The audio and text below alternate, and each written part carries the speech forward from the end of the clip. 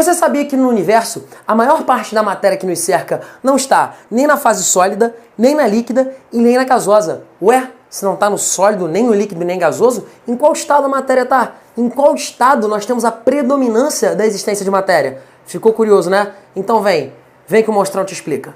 Antes de começar essa aula, eu gostaria de convidar você a conhecer a plataforma Bioexplica. Lá você vai encontrar cadastro gratuito, aulas exclusivas e materiais para você baixar. Eu vou deixar um card para você clicar aqui em cima e um link aqui embaixo na descrição. E também, galera, não esquece de seguir o canal e o nosso Instagram. Boa aula para você!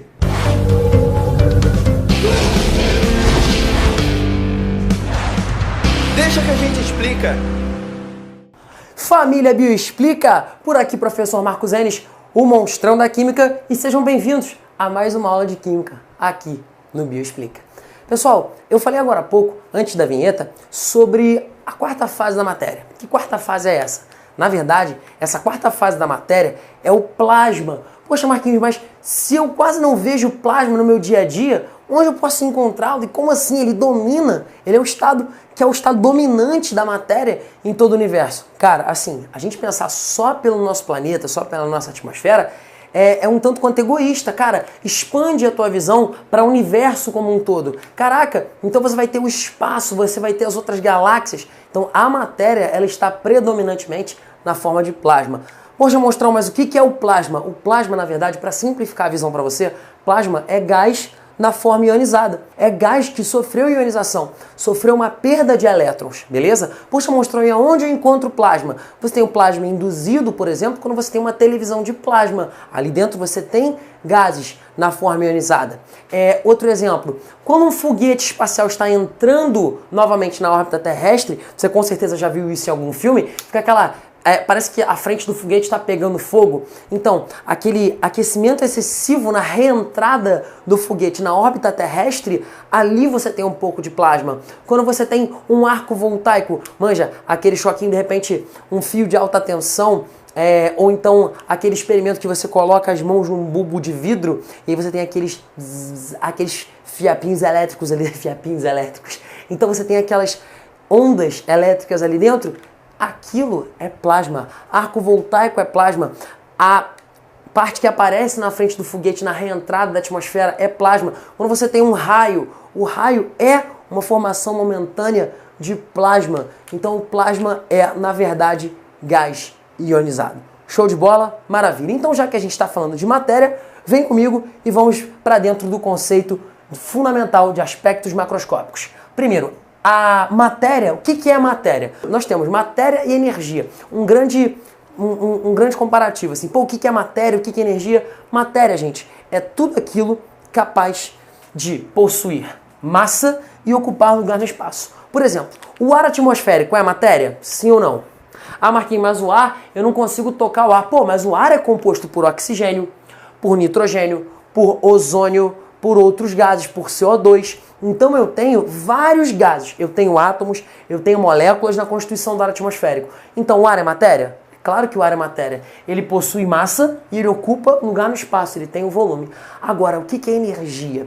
Cara, o conceito de energia é um conceito muito mais subjetivo do que a gente imagina. Faz o seguinte, bota no teu computador, procura energia no Google. O que você vai achar é, energia é tudo aquilo capaz de gerar trabalho.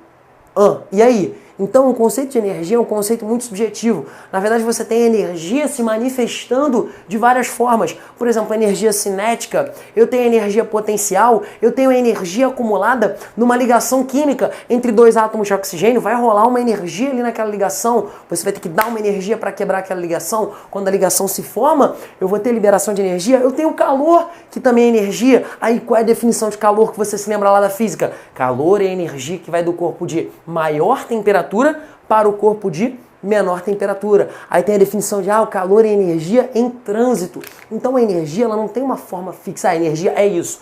Não, a energia ela pode se manifestar de várias formas diferentes. Beleza? Então vem comigo.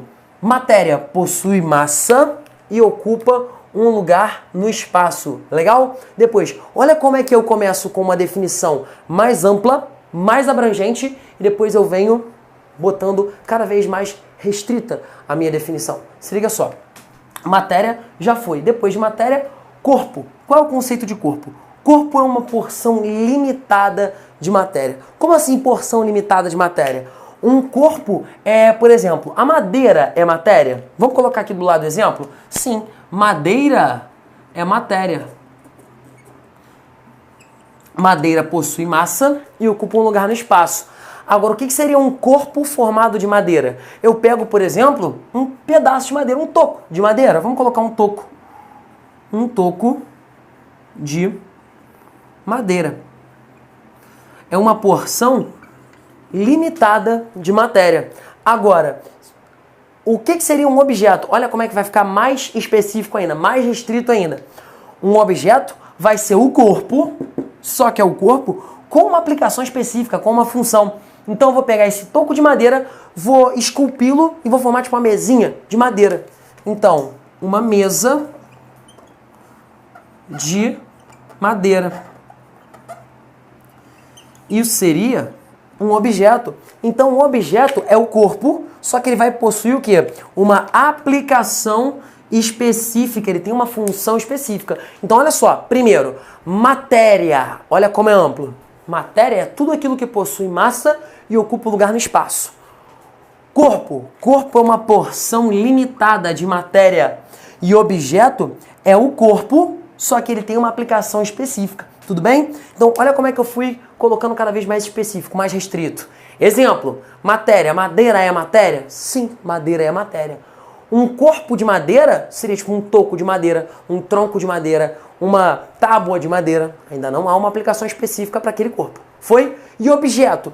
O objeto vai ser o corpo, só que ele vai possuir uma aplicação específica. Por exemplo, eu pego o toco de madeira, vou esculpi-lo e transformá-lo numa mesa de madeira. Agora ele se transformou em um objeto. Espaço para você printar esses três conceitos iniciais. Vai lá!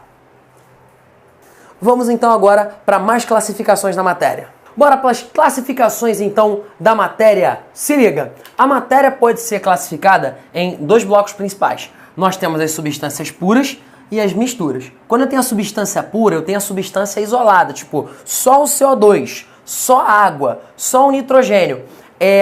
Como assim, Marquinhos, eu não consegui associar a substância à fórmula química. Faz o seguinte, volta lá na nossa aula de Química Zero, é aquela aula que eu gravei com tudo que você precisa saber do basicão para química. Então, eu vou te mostrar o que é reagente, o que é produto, o que é coeficiente estequiométrico, a fórmula dos principais compostos, o que significa, por exemplo, se eu coloco CO2, o que é o coeficiente estequiométrico, o que é o índice. Dá uma olhada só nessa aula de Química Zero. Beleza? Bom, agora se você não precisa dessa aula de Química Zero, continua aqui comigo. Você precisa? Dá um pause nessa aqui, abre outra aba, assiste a aula de Química Zero e volta pra cá que eu tenho certeza que você vai voar nessa aula junto comigo. Vamos lá. Então, as substâncias puras, primeiramente, só a substância sozinha, elas podem ser divididas em substâncias puras simples ou compostas. Qual é a diferença? Substância pura simples. Vamos direto, por exemplo, eu tenho a molécula de oxigênio, ela é formada só por átomos de oxigênio. Então vou colocar aqui, ó, O2. A molécula de nitrogênio é só formada por átomos de nitrogênio, então N2. A molécula de ozônio é só formada por átomos de oxigênio, O3. E Marquinhos? Então a substância pura simples é quando eu tenho, por exemplo, ferro metálico. O ferro é só o átomo de ferro, vários átomos de ferro agregados por ligação metálica. Então, a substância pura simples é quando você tem apenas um elemento químico na constituição da sua substância. Mais dois exemplos. Eu tenho o carbono diamante e o carbono grafite. Eu tenho só átomos de carbono formando o grafite e só átomos de carbono formando o diamante. Substâncias simples. Só um elemento químico na constituição. Aí você reparou, poxa Marquinhos, mas que curioso. Oxigênio e ozônio são formados por átomos de oxigênio, mas os dois têm propriedades diferentes. Por exemplo, o oxigênio é o que eu uso na respiração. E o ozônio é o que nos protege, o que dá uma segurada, ele tem a capacidade de absorver parte da radiação ultravioleta. Então, são substâncias diferentes, com propriedades diferentes, formadas pelo mesmo elemento químico. Qual é o nome desse fenômeno? Esse fenômeno é chamado de alotropia. O que é essa alotropia? É o que acontece com o carbono diamante e o carbono grafite. É o que acontece com o fósforo branco e o fósforo vermelho. Você tem substâncias com propriedades completamente diferentes e que são formadas pelo mesmo elemento químico. O que é que muda? A proporção, a composição e o arranjo estrutural. Tudo bem? Beleza? Então, alotropia, substâncias formadas pelo mesmo elemento químico, porém com propriedades completamente diferentes. Legal? Show! Então, substâncias simples são substâncias formadas por apenas um único elemento. Beleza. Substâncias puras compostas. Vou colocar aqui a água, o CO2, o monóxido de carbono, o monóxido de carbono, CO. Eu vou colocar o N2O, o ácido sulfúrico, H2SO4, ácido sulfúrico. Então eu tenho substâncias puras compostas, são aquelas substâncias que têm 2 ou mais elementos na sua constituição. Outro exemplo, vamos colocar aqui o cloreto de sódio, NaCl, é formado por sódio e cloro, por cátion sódio e ânion cloreto. Então, para ser uma substância pura composta, eu tenho que ter 2 ou mais elementos diferentes na constituição, beleza? Agora, se eu pego, por exemplo, água e cloreto de sódio, eu tenho uma substância pura? Eu não tenho mais uma substância pura. Quando você pega uma substância pura e junta com outra substância pura, a gente para de ter uma substância pura e passa a ter uma mistura. Então, o que é uma mistura? Mistura é quando você junta 2 ou mais substâncias puras diferentes e aí você passa a ter uma mistura. Legal? Então, mistura é quando você tem 2 ou mais substâncias puras juntas no mesmo recipiente. Então, classificação das misturas. Eu tenho 2 tipos de misturas. Eu tenho as misturas homogêneas e as misturas heterogêneas. Misturas homogêneas são aquelas misturas que possuem apenas uma fase visível. Por exemplo, quando eu misturo água e sal, vai ser uma mistura homogênea ou heterogênea? Depende. Se eu colocar um pouquinho de sal em um copo com os 4, 5 dedos de água e misturar, eu consigo fazer com que o sal se dissolva completamente na água, certo? Então você tem uma mistura homogênea. Toma muito cuidado. Ah, sal e água vai ser sempre homogêneo. Não, vai ser homogêneo se eu tiver uma quantidade razoável de água, que é o meu solvente, e uma quantidade pequena de sal, que é o meu soluto. Agora, se eu coloco 3 dedinhos de água num copo e coloco, sei lá, 6 colheres de sal, 7 colheres de sal, cara, provavelmente aquela pequena quantidade de água, se tiver uma temperatura de 25 graus, né, temperatura ambiente, se estiver a 25 graus, aquela quantidade de água não vai ser suficiente para dissolver o sal. Então, você vai conseguir perceber 2 fases. Eu tenho a fase líquida da água e no fundo do recipiente a fase sólida do sal. Então, você passa a ter uma mistura não mais homogênea, e sim uma mistura heterogênea, porque você consegue identificar 2 fases. Então, a mistura heterogênea é aquela mistura que possui 2 ou mais fases. Tudo bem? Você consegue enxergar, nesse exemplo aí que eu acabei de falar para você, a fase líquida da água e o excesso de sal, que a gente chama de corpo de fundo, acumulado no fundo do recipiente. Recapitulando, mistura homogênea é quando você tem apenas uma fase. Mistura heterogênea é quando você tem 2 ou mais fases. Espaço para você printar. Rapidinho, deixa eu sair aqui. Mas cuidado, cuidado. Calma, pulou aí na sua cadeira. Calma, filho. Olha só, deixa eu te falar. Tomem muito cuidado, porque não necessariamente ter uma fase visível significa que aquela substância vai ser... Aquela substância não, né? Que aquela mistura vai ser uma mistura homogênea. Calma.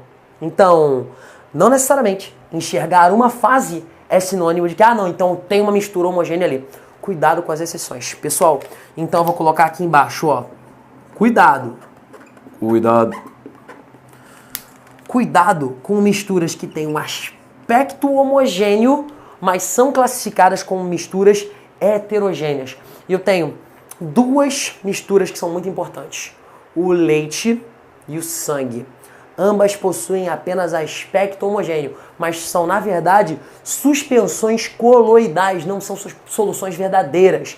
Por que suspensão coloidal? Coloides são partículas que têm um tamanho um pouco maior do que o das soluções verdadeiras. Nas soluções verdadeiras, quando as partículas se dissolvem, quando os íons se dissolvem, eles ficam num tamanho muito pequenininho.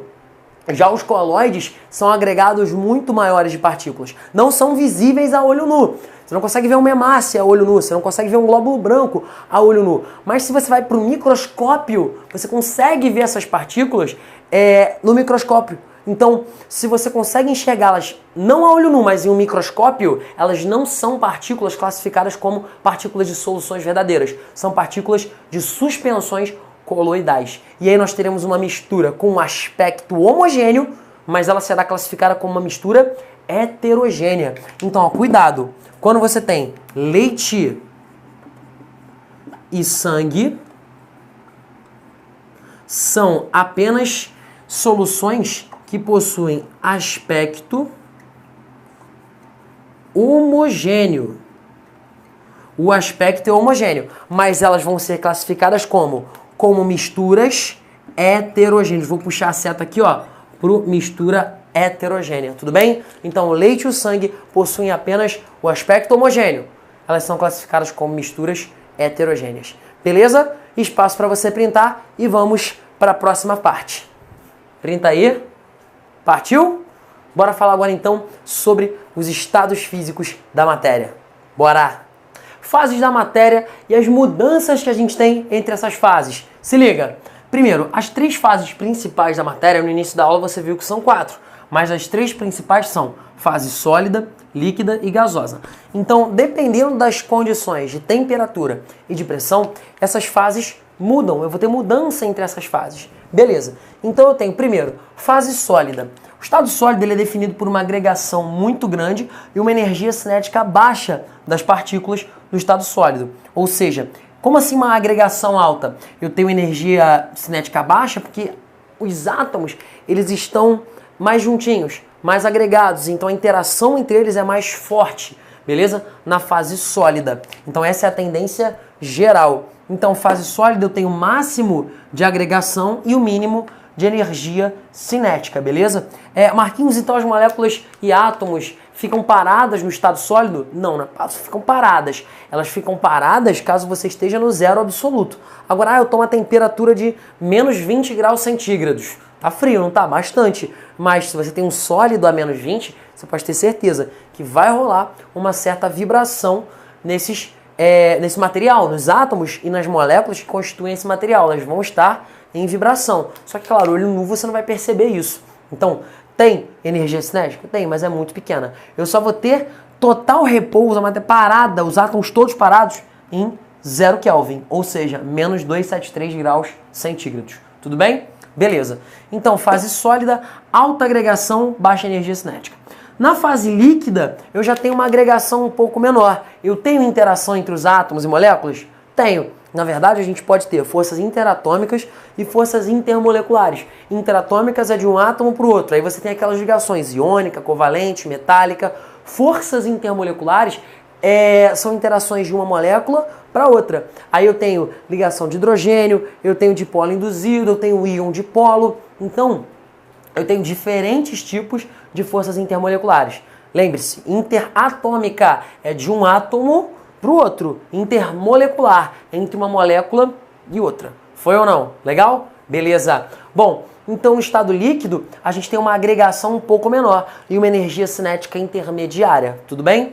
Já na fase gasosa, eu tenho agregação mínima e, se nós formos supor, gás ideal, a aproximação para gás ideal e não para gás real, a aproximação de gás ideal me diz que a agregação é mínima e não há interação entre as moléculas. Então essas forças de ligação de hidrogênio, dipolo induzido, dipolo permanente, íon dipolo, essas forças na fase gasosa, para a aproximação de gás ideal, essas forças não existem. Beleza? Então, estado sólido, alta agregação, baixa energia cinética. Estado líquido, agregação intermediária, energia cinética intermediária. Estado gasoso, agregação mínima e energia cinética máxima.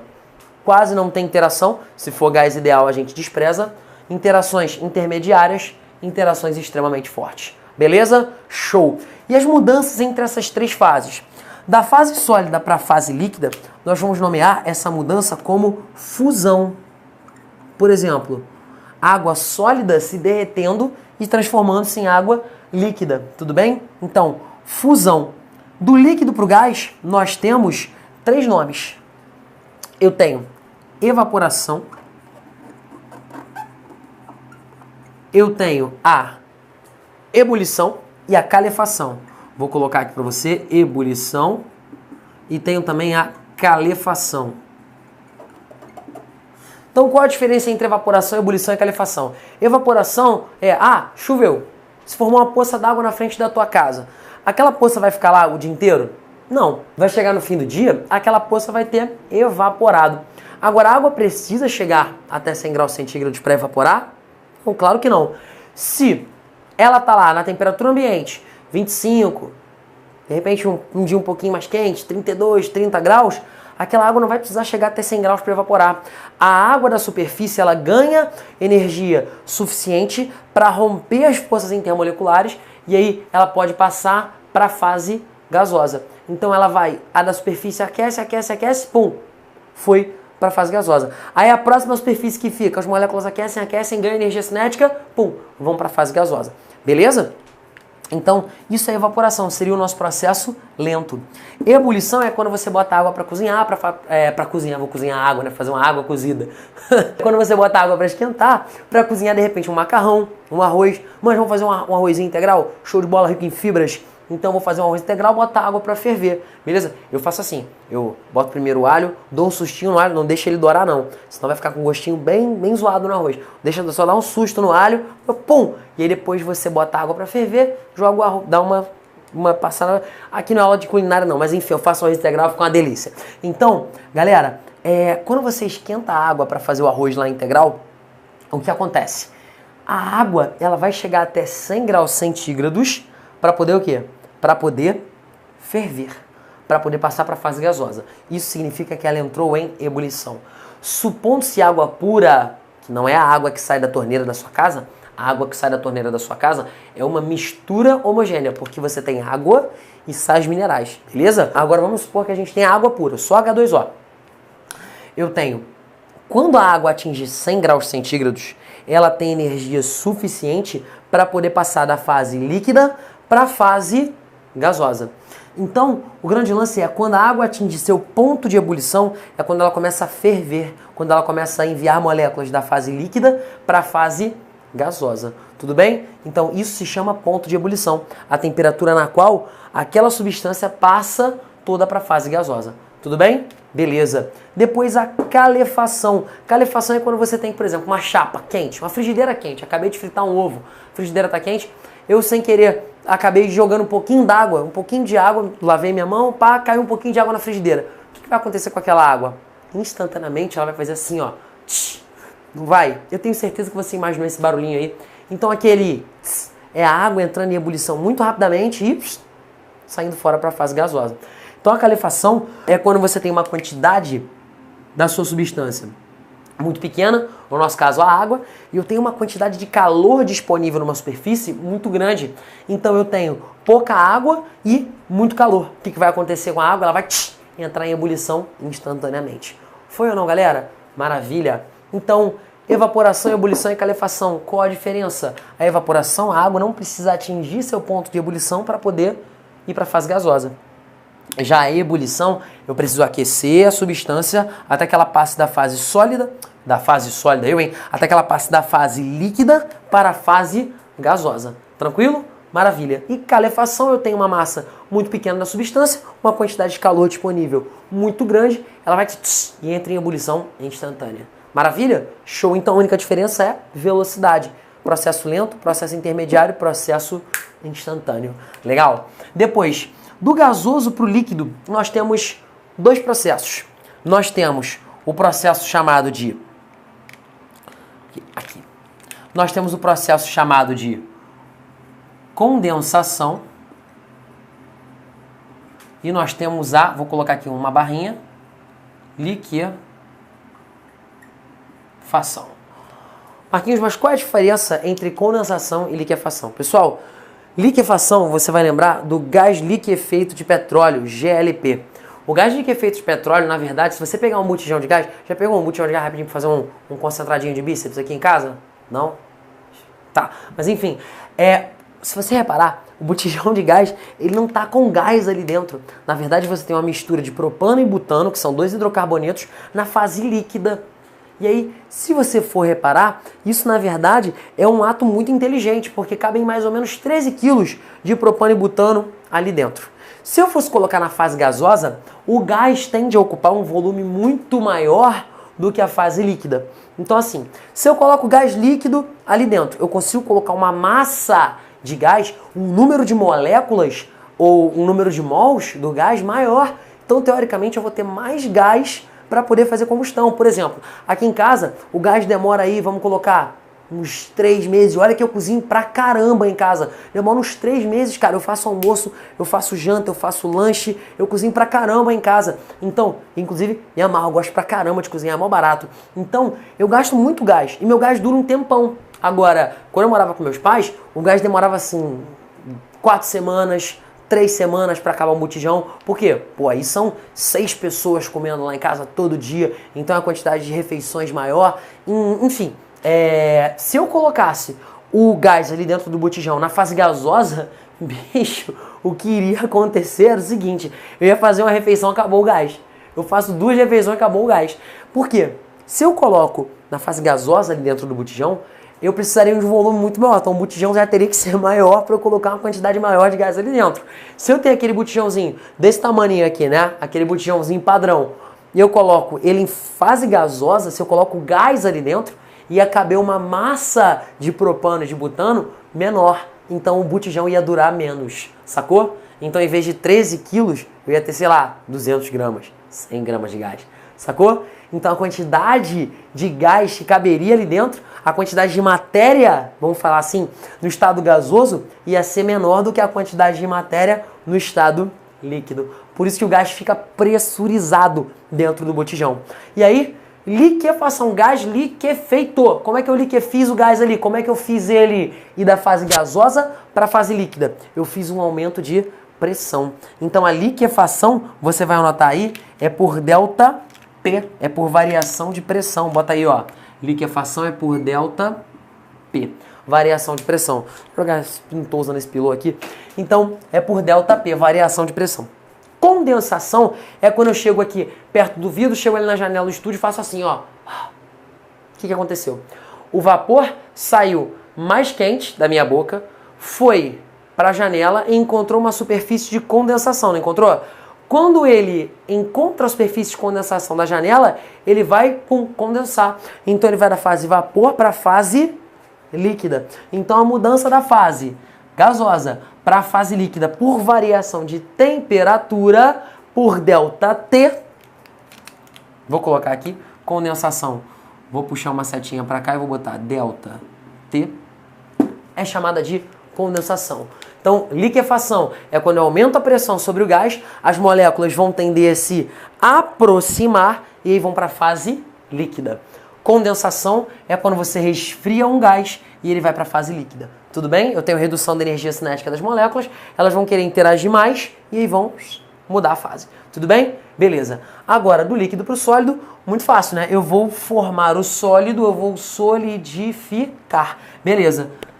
O nome é solidificação. Recapitulando então, do sólido para o líquido, fusão, do líquido para o gás, evaporação, ebulição ou calefação. Qual a diferença? Velocidade, evaporação é um processo lento, ebulição é um processo intermediário, calefação é um processo instantâneo. Beleza? Agora, do gás para o líquido, eu tenho a condensação se for por mudança de temperatura e a liquefação se for por variação de pressão.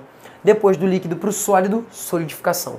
Para a gente fechar essa parte, galera, do sólido para a fase gasosa, nós temos um processo chamado de sublimação. Beleza? E o que é a sublimação? Sublimação é a passagem direta da fase sólida para a fase gasosa, sem precisar passar pela fase líquida. Marcão, me dá um exemplo então de sublimação. Te dou aqui, ó. Sublimação, eu tenho, por exemplo, o gelo seco.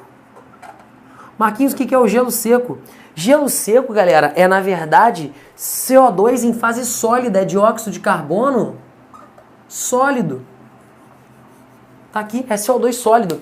Então o dióxido de carbono sólido, ele tem a capacidade já a temperatura ambiente de 25 graus, o CO2 já é um gás. Então se eu coloco o gelo seco à temperatura ambiente, ele vai querer fazer o quê? Passar direto para a fase gasosa. Então as forças intermoleculares das moléculas de CO2 são muito fraquinhas e quando eu submeto ele à temperatura ambiente, eu vou ter energia suficiente para romper essas forças intermoleculares. Logo, o CO2 vai passar da fase gasosa para qual fase? Para a fase da fase gasosa. O CO2 vai passar da fase sólida para a fase gasosa. Ou seja, ele vai sofrer sublimação. Tranquilo? Beleza? Então, gelo seco é CO2 sólido. Agora uma curiosidade. Poxa, quando eu tenho gelo seco, ele passa direto da fase sólida para a fase gasosa. Então, por que um vendedor de picolé, por exemplo, usa o gelo seco como refrigerante lá pro picolé, para refrigerar o picolé? Gente, imagina, o cara tá vendendo picolé na praia. Se ele coloca gelo mesmo, água sólida, o que vai acontecer? Primeiro, vai derreter mais rápido. Segundo, eu não consigo chegar a uma temperatura tão baixa quanto a do CO2 sólido. Então a refrigeração com o CO2 sólido é muito mais eficiente. E terceiro, aí eu tô lá vendendo meu picolé durante o dia na praia. Vai chegar no fim do dia, meu gelo vai ter derretido, meu picolé vai estar cheio d'água ali dentro do isopor. E terceiro, faz uma cagada do caramba, faz uma baita na sujeira. Agora, se eu uso gelo seco, eu mantenho o picolé geladinho por muito mais tempo. E 2, eu não vou ter aquela bagunça de fase líquida. Foi ou não? Beleza? Então, CO2 sólido, gelo seco. Beleza? E o gelo seco sublima. Agora, mudança da fase gasosa para a fase sólida. Direto, o nome dessa mudança é, anota aí, ó, ressublimação. Tranquilo? Do gás direto para a fase sólida, nós temos a ressublimação. Então repara, todos esses fenômenos que eu coloquei aqui no quadro são fenômenos classificados como fenômenos físicos. Na verdade, a gente vai ter dois tipos de fenômenos que eu vou explicar aqui no cantinho para você. Mas antes, faz o seguinte, printa esse quadro aqui. Printa para você poder ver essa parte aí no seu caderno de fases da matéria. Saiu, ó. Printou? Beleza. O lance é o seguinte, eu tenho dois tipos de fenômenos. Os fenômenos podem ser classificados como fenômenos físicos e fenômenos químicos. Qual a diferença? Nos fenômenos físicos, eu tenho apenas mudança da fase da matéria. Eu tenho, por exemplo, a passagem do sólido para o líquido, do líquido para o gás, do gás para o sólido, do sólido para o gás. Eu tenho esse tipo de mudança de fase. Mas se a água sólida se transforma em água líquida, ela deixa de ser água? Não. Então isso é um fenômeno físico. Agora, se você tem uma reação, por exemplo, de combustão, eu tenho o papel, por exemplo, pegando fogo, a gasolina no tanque de um carro pegando fogo, sofrendo combustão. Isso é um fenômeno físico? Não. A gasolina, no caso do octano na gasolina, quando ele sofre combustão, ele transforma-se em CO2 e água. Então isso não é um fenômeno físico. A gasolina deixou de ser gasolina. Ela passou a se transformar, ela foi transformada, na verdade, né? Ela passou a ser agora não mais gasolina. Ela se transformou em duas outras substâncias. CO2, dióxido de carbono e água. Então eu tive alteração na estrutura molecular da matéria. Eu tive os átomos da gasolina sendo quebrados, transformando-se em outros compostos. Então eu tive um rearranjo desses átomos. Eles se transformaram em uma substância diferente. Logo, eu tenho um fenômeno do tipo fenômeno químico. Tudo bem? Fenômeno químico. Então, no fenômeno físico, eu não tenho alteração da estrutura atômica, nem da estrutura molecular. Eu tenho a água, vai continuar sendo água. A única coisa que muda é se as moléculas estão interagindo mais ou interagindo menos. Então, a forma de interação entre as moléculas. A estrutura permanece a mesma. Agora, no fenômeno químico, eu tenho rearranjo de átomos, transformando moléculas, que são as moléculas dos reagentes, em novas moléculas, que são as moléculas dos produtos. Então, numa reação química, eu tenho rearranjo de átomos formando novas substâncias, novos compostos químicos. Beleza? Então, fenômenos físicos e fenômenos químicos. Aqui nas mudanças de fase, nós temos fenômenos do tipo fenômenos físicos. Bom, beleza. Agora, nós temos também duas classificações com relação à absorção de calor e à liberação de calor.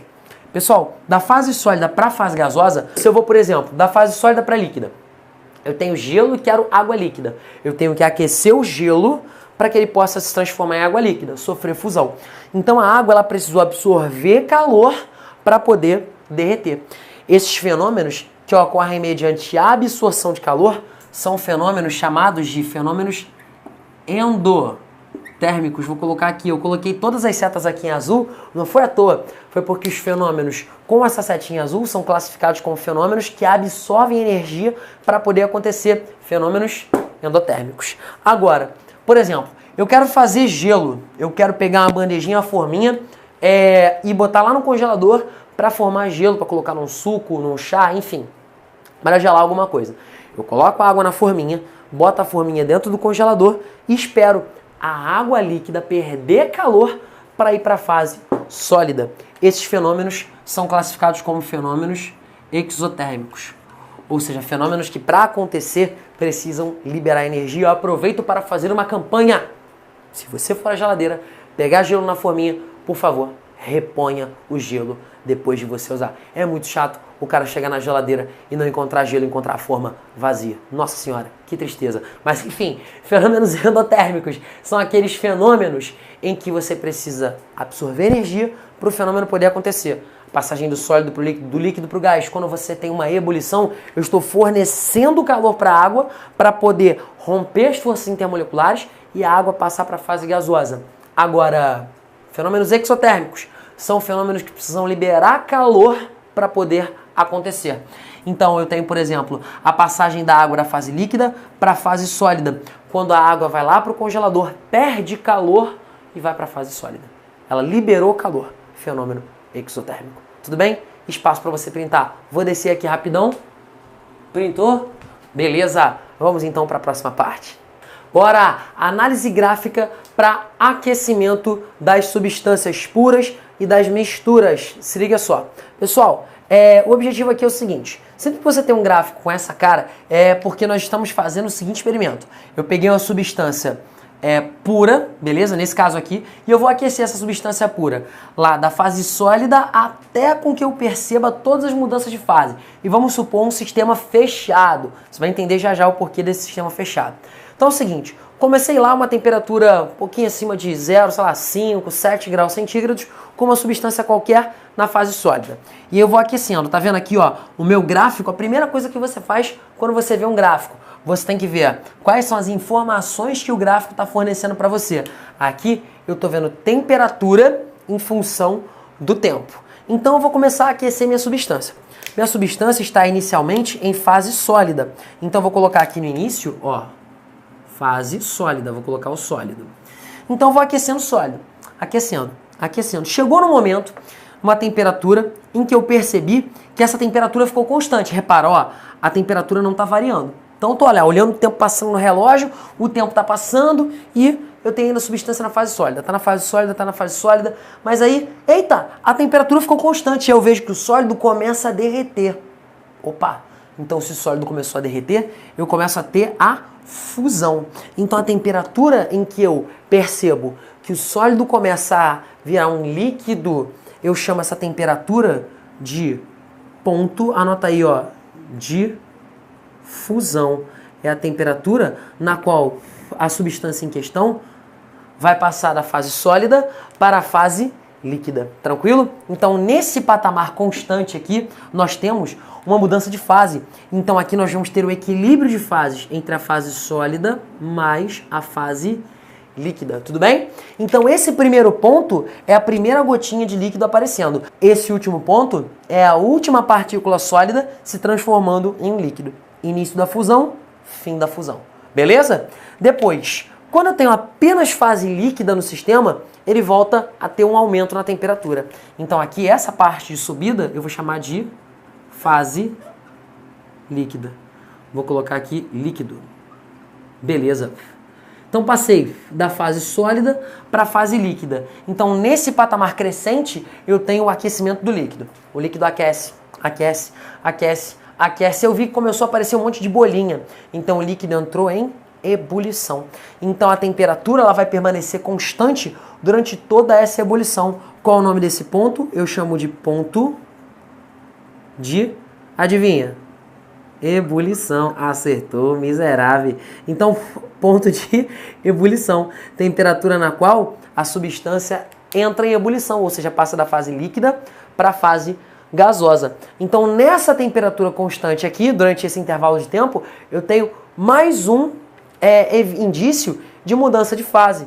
Então, aqui nós vamos ter outro equilíbrio de fase. Fase líquida mais fase gasosa.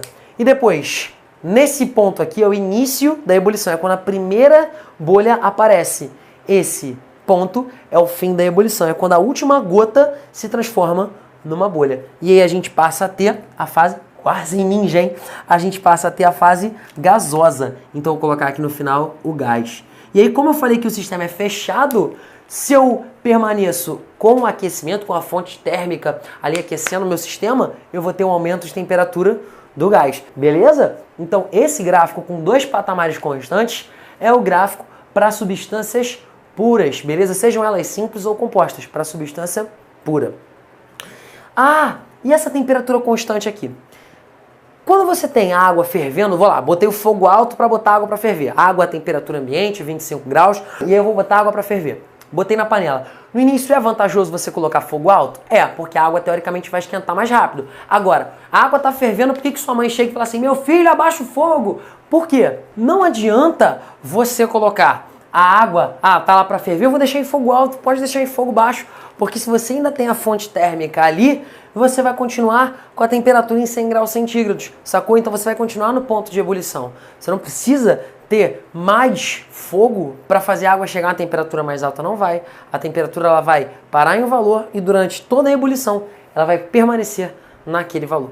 Beleza? Show de bola. E aí a gente faz isso para quê? Para economizar gás. Se eu coloco em fogo alto, teoricamente está saindo mais mistura de propano e butano, eu estou gastando mais gás à toa, porque a temperatura não vai sair daquele valor constante. Beleza? Então, para substâncias puras, nós temos essa cara de gráfico. Eu tenho primeiro um patamar constante, que é o patamar de fusão, é a mudança da fase sólida para a fase líquida. Depois eu tenho um outro patamar constante, que é a ebulição, é a mudança da fase líquida para a fase gasosa. Espaço para você printar.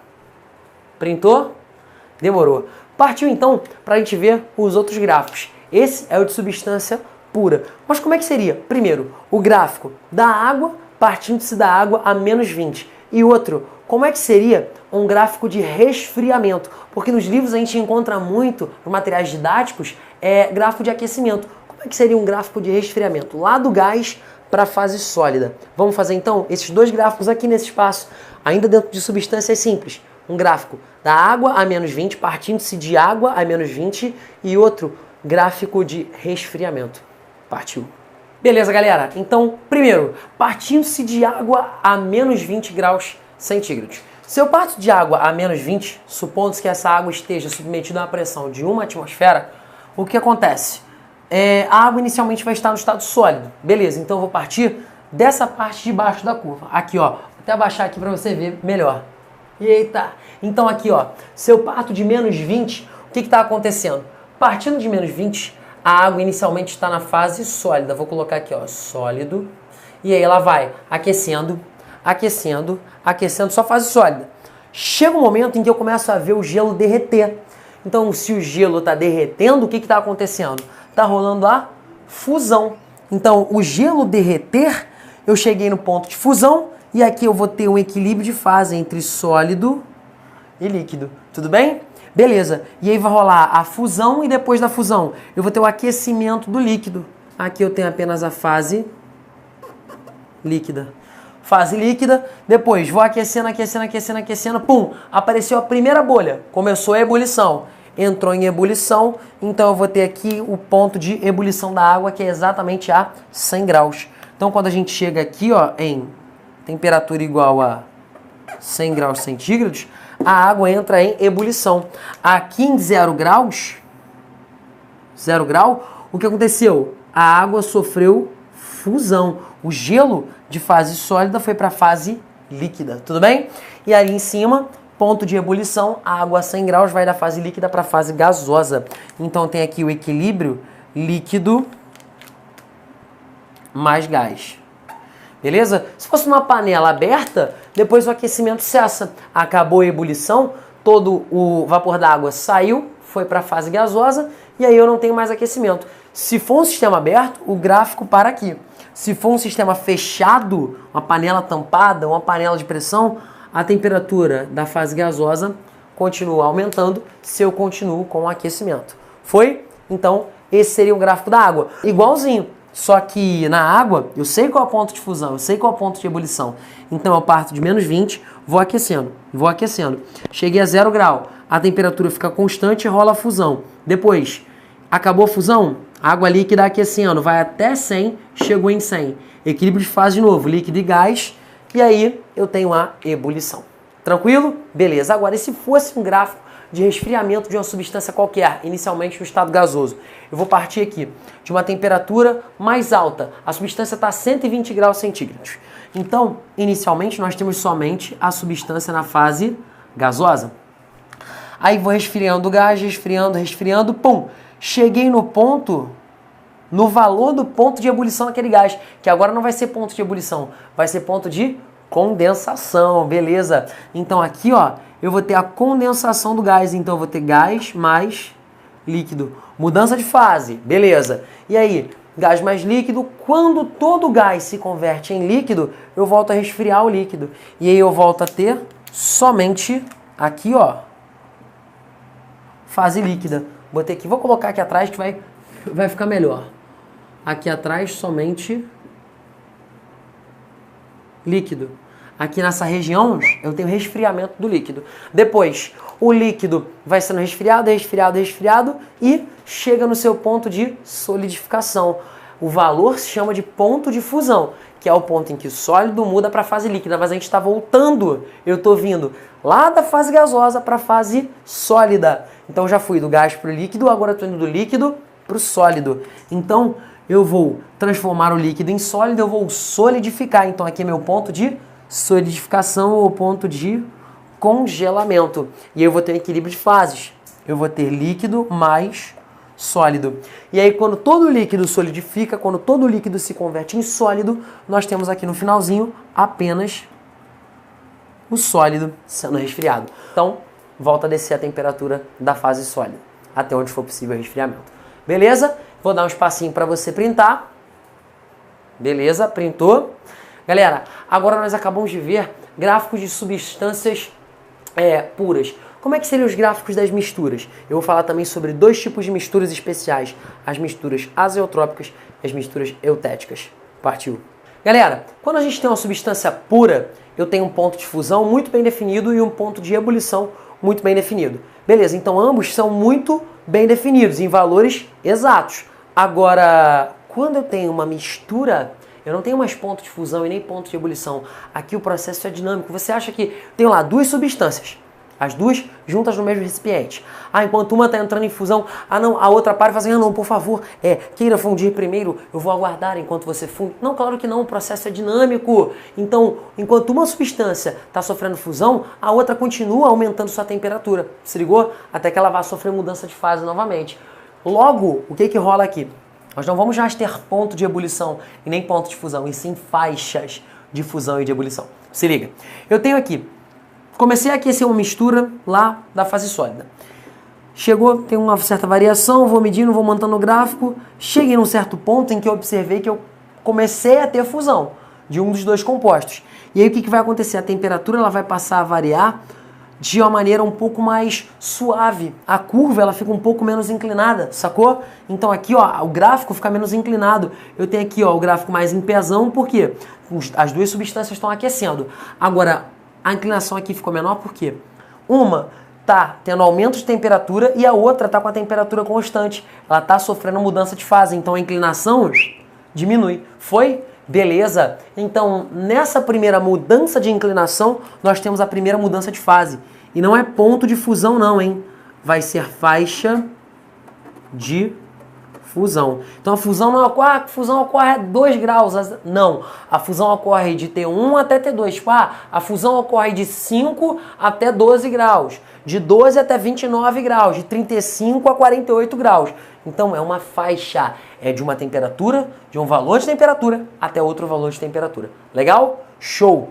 Então nós temos a faixa de fusão. Quando a fusão cessa, eu tenho a curva de novo inclinadona, a reta de novo inclinadona aqui. Logo, o que acontece? Se ela está inclinadona de novo, isso significa que as duas substâncias voltaram a ter um aumento de temperatura. Beleza, a temperatura aumenta, aumenta, aumenta, aumenta. Opa! Começou a mudança de fase de novo.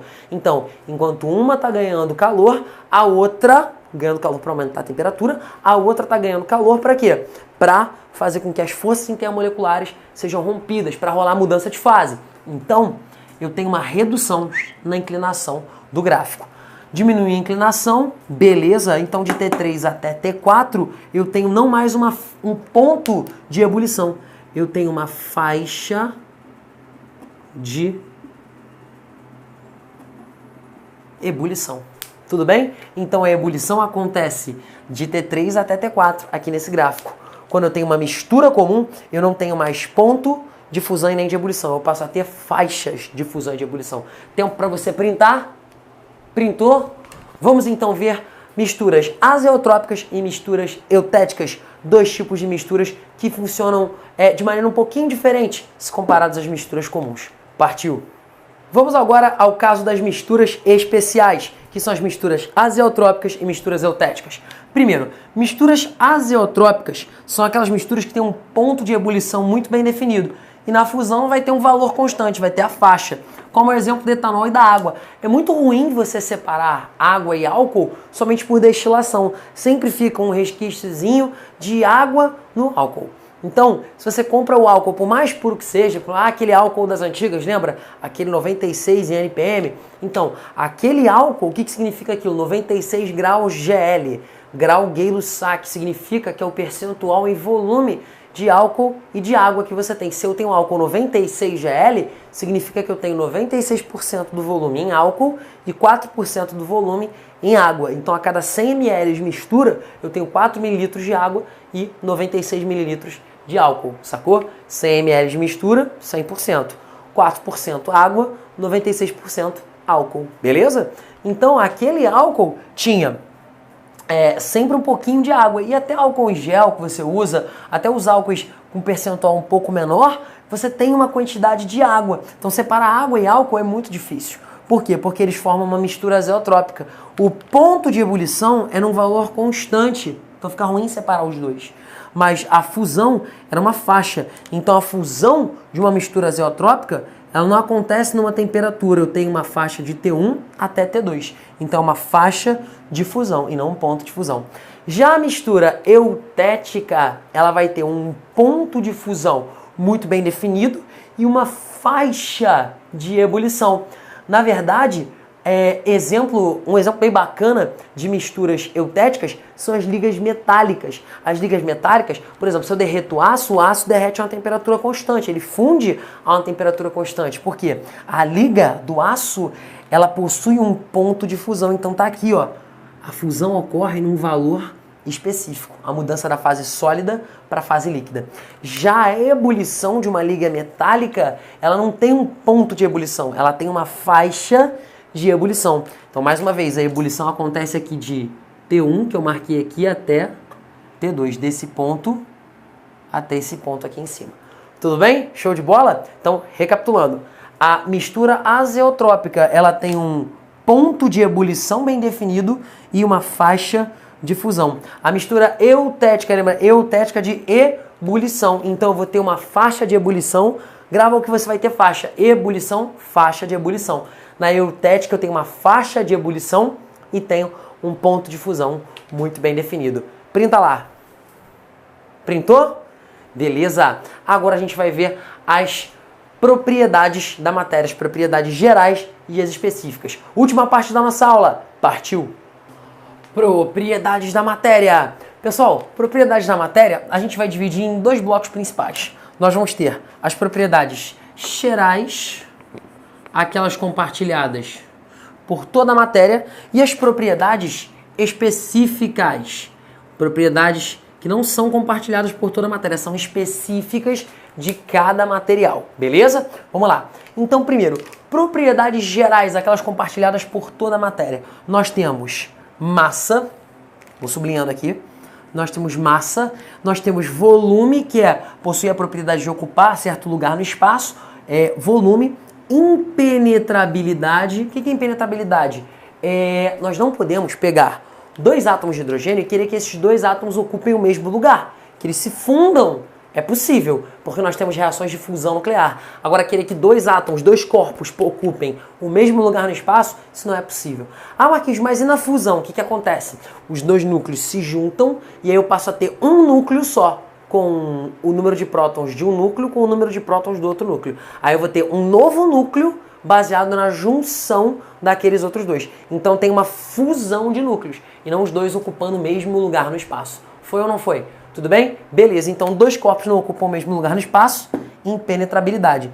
Divisibilidade. Se a matéria é divisível ou se é... Quer ver? Vamos pegar a madeira lá do início. Peguei lá uma árvore. Aí eu pego um tronco daquela árvore e vou dividir um tronco. Peguei, dividi várias ripinhas de madeira. Aí vou dividir mais ainda. Vou formar um monte de farpinha. Aí daquela farpa eu vou lá no nível molecular. Aí eu tenho celulose. Peguei a celulose, que é formada por carbono, hidrogênio e oxigênio, e aí vou pegar o carbono da celulose e vou dividir em prótons, elétrons, nêutrons. Vou pegar os prótons e vou dividir em 3 quarks. Caraca, olha como eu dividi a matéria. Eu fui lá da madeira até os quarks. Então eu fui do macro pro atômico. Então a matéria é divisível? Sim. Divisibilidade. Depois, elasticidade é a capacidade de você poder fazer com que ela se altere da sua forma e o retorno à sua forma original, beleza? E compressibilidade. O que é compressibilidade? Eu posso comprimir a matéria, beleza? Existe uma característica também chamada de resiliência. Dá uma procurada aí, né?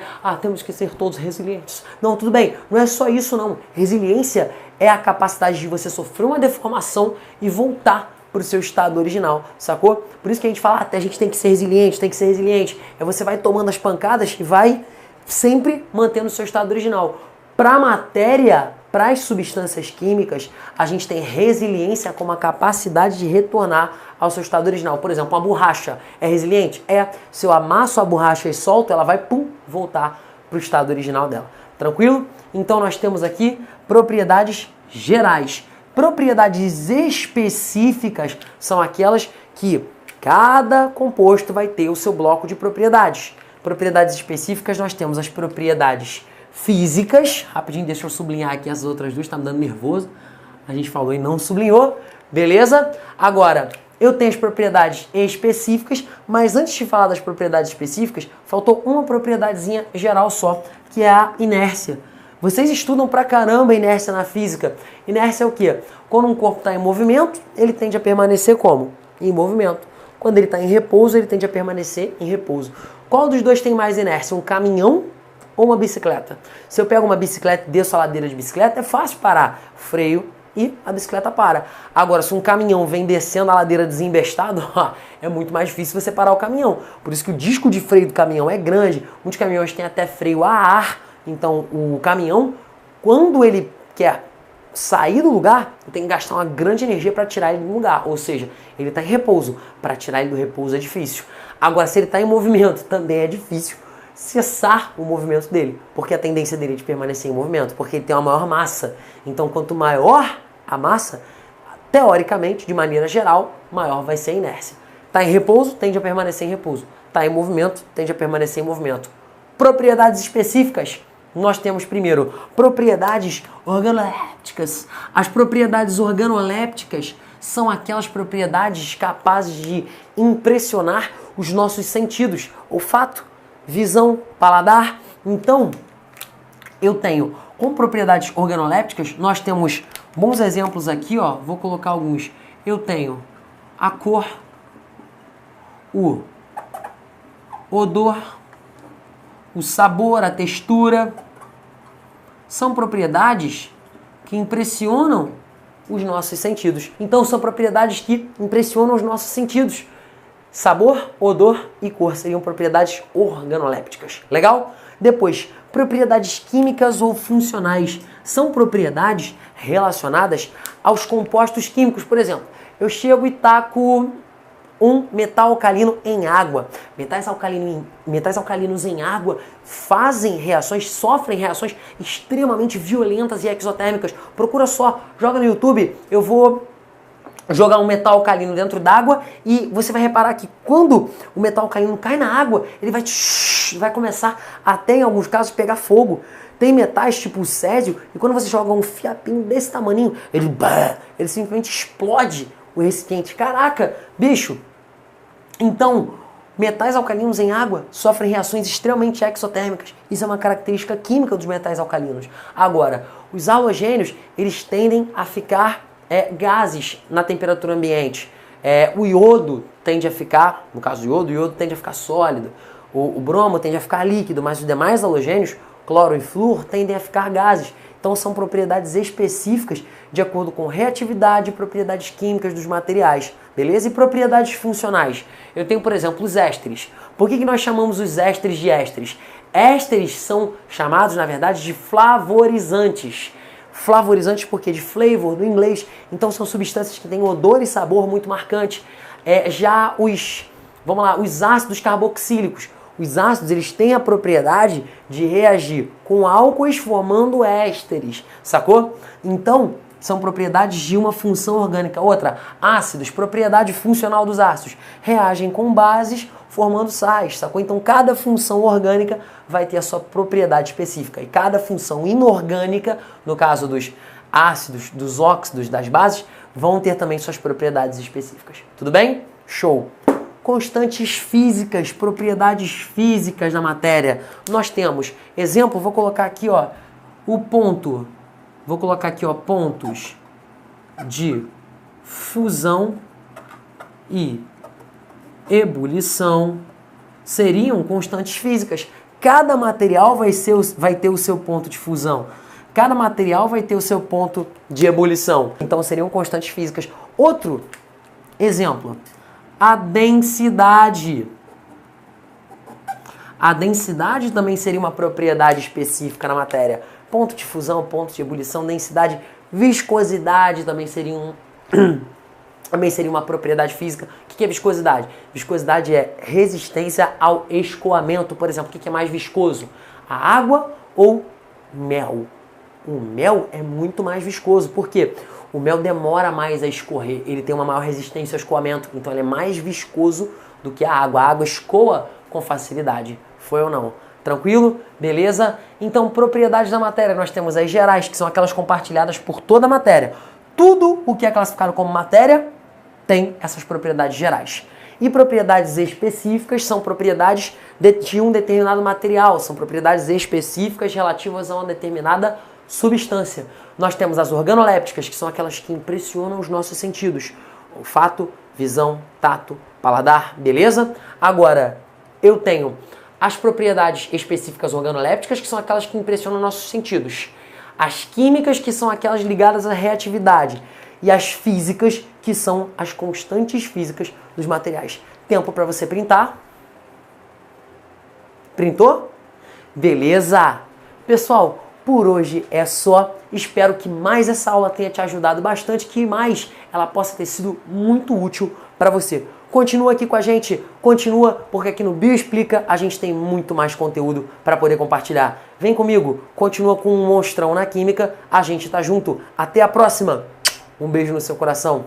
Valeu! Para você ficar por dentro de tudo que rola no canal, clica no meu rosto aqui ao lado e se inscreva. Não esqueça também de conhecer o professor e outras aulas dele. Agora, se você deseja baixar material, mas aula completa, é só conhecer o curso Bioexplica aqui ao lado. Quer um conselho? Na próxima aula, deixa que a gente te explica.